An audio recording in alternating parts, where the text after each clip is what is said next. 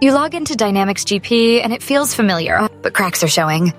Reports lag and workarounds are the norm. Microsoft is ending support and waiting has its costs. Sticking with GP seems safe, but it's becoming a liability. Microsoft will stop support by 2029, leaving you stuck in the past and vulnerable to cyber attacks. Maintaining GP means rising server costs, custom workarounds, and scarce IT talent. The longer you wait, the riskier it gets. Switching to Acumatica offers more control, lower costs, and a system that grows with you. Unlike other ERPs, Acumatica charges based on consumption, not users. This can save growing businesses tens of thousands over time. Acumatica lets you control upgrades and data. No forced updates or locked-in contracts. It adapts to your needs, offering industry-specific additions and cloud access for secure remote work. A mid-sized manufacturer cut ERP costs by 40% in the first year. Switching ERPs is significant.